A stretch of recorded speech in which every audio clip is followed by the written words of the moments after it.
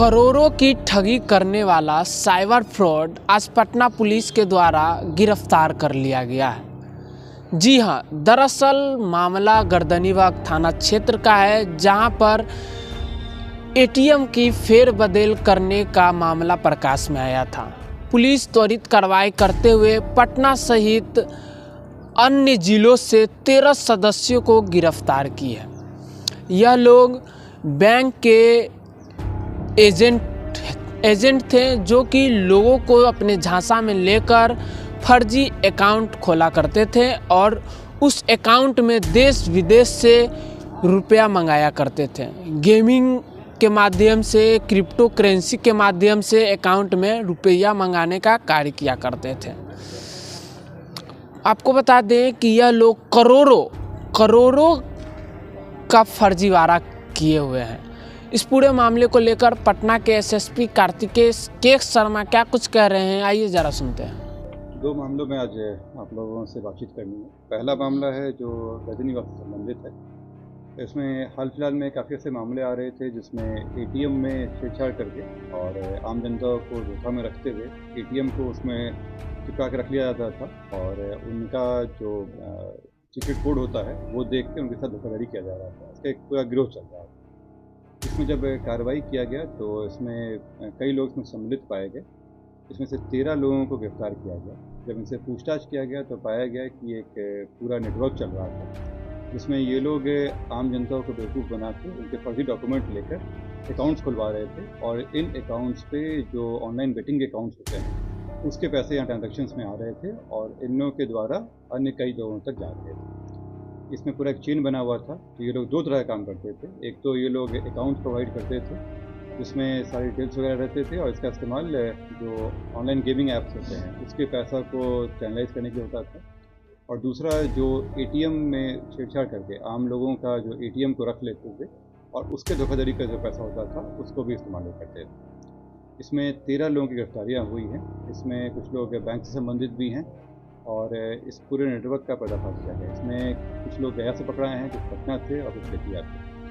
और जो अकाउंट्स वगैरह पाए गए हैं उस साइड से निकाले जा रहे हैं। इसमें इन कई अकाउंट्स में जो है वो भारतीय करेंसी के अलावा विदेशी करेंसियों का भी इस्तेमाल किया गया है और कुछ को जो पेमेंट किया गया है वो फाइनेंस अकाउंट जो क्रिप्टो करेंसी के लिए भी इस्तेमाल होता है उसमें भी किया गया है।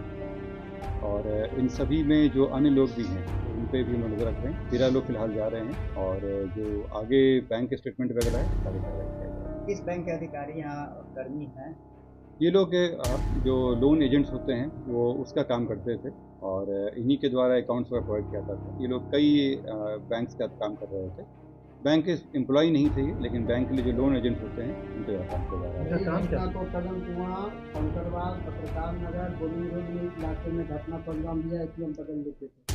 क्या यही लोग हैं उस मामले में? पूरे पटना इसमें कई केसेस वाले में अंक आया है। जैसे एक गर्दनीबाग वाले में भी आया है, गांधी मैदान के भी कुछ में सम्मिलित पाई गई है। इसमें जो बता रहे हैं कंकड़बाग वाला उसमें भी हम लोग जांच कर रहे हैं, क्योंकि इसमें जो लोग रहने वाले हैं कुछ लोगों के कंकड़बाग में भी रहते हैं तो उसके लिए कभी हम लोग खंगाल रहे हैं। फिलहाल जो इसमें गर्दनीबाग थाना की जो टीम जो एडिशनल SHO SI सौरभ थे उनके द्वारा इस टीम को लीड कराया गया था और उस क्षेत्र में जो अभी तक हुआ है उसमें जाँच किया जा रहा है। इसमें अन्य जगहों का भी निश्चित रूप से आएगा, क्योंकि जिस तरह का ट्रांजैक्शन है भारी संख्या में तो उससे निश्चित है कि कई लोगों को इन्होंने धोखा दिया। क्या कुछ बरामदगी हुई है सर?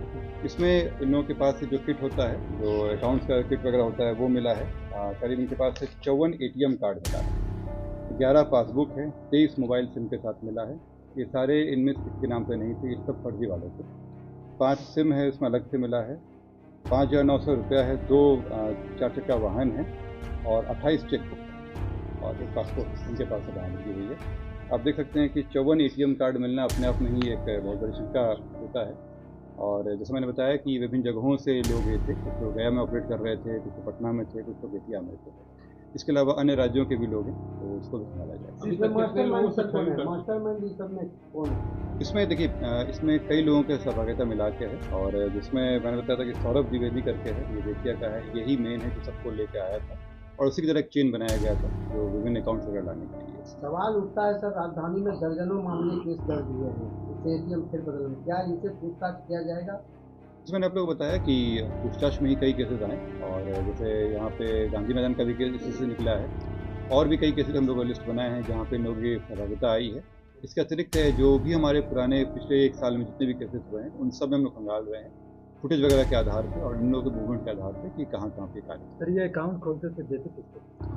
ये अकाउंट खोलते नहीं थे, ये लोग अकाउंट्स अरेंज करवाते थे और उस अकाउंट के द्वारा जो विदेशों से पैसा आता था उसको चैनलाइज कराते थे। अकाउंट बनाने पड़ जाता करने के लिए किसी को देते थे? हाँ, वही म्यूल अकाउंट खोले जाते थे, एग्जैक्टली म्यूल अकाउंट ही खोले जाते थे और ये अकाउंट किसी को पास करते थे। जो इसमें आखिरी कड़ी हम लोग को मिला सौरभ द्विवेदी, इसके द्वारा जिस व्यक्ति को दिया गया उनका नाम चूंकि हम लोग गिरफ्तार नहीं किए हैं इसलिए अभी हम नाम नहीं दे रहे हैं। उसका काम क्या था? ये सारे पैसे ट्रांजेक्शन होता था और ये लोग हर एक लोग अपने अपने कट होता था उनका परसेंटेज वाइज बना हुआ था, वो अपने यहाँ रख के ये लोग बाकी पैसा लगाते थे। जिनका खाता खुलता है उनको भी कमीशन दिया जाता है? वही हम लोग निकाले हैं जो अभी तक हमारी जानकारी में आया है। ये लोग करते क्या थे, कॉर्पोरेट अकाउंट खुलवाते थे क्योंकि जो इंडिविजुअल नाम से होता है उसमें अगर भारी ट्रांजैक्शन होगा तो उस पर होल्ड लग जाता है, तो ये लोग कॉर्पोरेट अकाउंट खोलते थे और उसके द्वारा करते थे। जो हम लोग की अभी जानकारी आई है इसमें जो अभी तक मामले मिले हैं उसमें उन लोगों की जानकारी के बिना में फर्जीवाड़ा करके एक अकाउंट खोला गया। तो ये तो साफ है ना सर कि कंपनी फर्जी कंपनी बना दिया नहीं, कंपनी सही है, कंपनी फर्जी नहीं है, कंपनी की जानकारी के बिना में उसके नाम पे चला।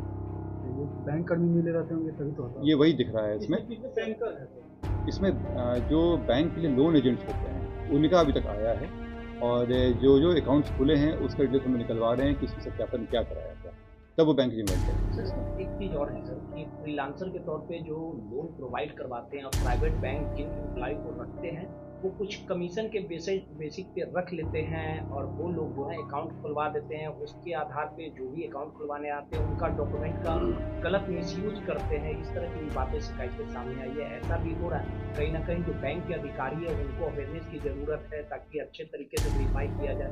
तो देखिए ये क्लियर कट है कि इसमें जिस तरह का डॉक्यूमेंट्स है और जिस तरह के चेक्स बने हुए हैं अगर वो चीज़ें पालन नहीं हो रहा है तो बैंक कर्मी जिम्मेदार होंगे। लेकिन ये सारी चीज़ें जब हम लोग संज्ञान में आया है तो जो भी उनके डॉक्यूमेंट्स होते हैं जिसको हम लोग KYC करते हैं वो निकलवाया जाएगा और उसमें दिखाया जाएगा कि जो चीज़ें मैंडेटरी रिक्वायरमेंट्स वो फुलफिल किया गया है। अगर किया गया है तो फिर बैंक की जिम्मेदारी नहीं है, अगर नहीं किया गया है तो जिम्मेदार है। सर हाल ही में पटना से जो बैंकर्स अरेस्ट किए गए हैं CBI के द्वारा कार्रवाई की गई, क्या इस मामले में भी CBI को अप्रोच किया जाएगा? देखिए अभी फिलहाल हम लोग उसको जांच कर रहे हैं और अगर ज़रूरत पड़ेगी कि उसमें हम लोग सर से नहीं होगा, हायर लेवल पे चाहिए होगा तो हम लोग अप्रोच करेंगे। फिलहाल अभी इस तरह बिल्कुल जैसे मैंने आपको बताया कि जो भी KYC डॉक्यूमेंट्स वगैरह आए हैं उससे हम लोग बैंकर से भी जांच करेंगे। गिरफ्तार लोगों का नाम है इसमें 13 लोग हैं, डिटेल्स हम आप लोगों को शेयर कर देंगे। सौरभ त्रिवेदी का नेटवर्क विदेश होता है। इसमें मैंने आपको बताया कि इसमें ट्रांजैक्शंस हुए, बाहर से पैसा आया है और पैसा बाहर भी गया है और अब इनको कितना नॉलेज था ये तो जांच में क्लियर होगा, लेकिन इनके अकाउंट से पैसा आ नहीं गया। किन राज्यों में सर इनका आदमी है, किन राज्यों में इनका नेटवर्क है? देखिए हम लोग फिलहाल जो बिहार में 3 जगहों से, गया, पटना और यहाँ से बेतिया से लोग उठाए हैं। इसके अलावा भारत के कुछ अन्य राज्यों से भी आया है, लेकिन ये क्लियर करते हैं कि जो ऑनलाइन बेटिंग एजेंसीज जो थी ये लोग बाहर ही कार्यरत। विदेश में कई देशों का आया है इसमें, पर ये कंपनीज जो होती है जहाँ रजिस्टर्ड होती है उसके डिटेल्स मिलता है, जरूरी नहीं कि पैसा वहीं से मिलता है। क्रिप्टो करेंसी मामले में कितने लोगों को ये मिला है? क्रिप्टो करेंसी के माध्यम से इनको पेमेंट मिलता है, उसका मामला ये नहीं आया कि किसी को धोखा दिया। धोखा का मामला केवल आया है ATM कार्ड का इस्तेमाल करना और फर्जी अकाउंट करना। पाकिस्तान, बांग्लादेश उसी देश को नहीं, इसमें कई सारे देश हैं और पैसा का ट्रांजैक्शन कहीं से हुआ हो, कंपनी कहाँ रजिस्टर्ड है, उन सब चीज़ों को देखना पड़ेगा। बांग्लादेश से ज़्यादा लेन देन करना डिटेल्स अभी इसमें आया हुआ है।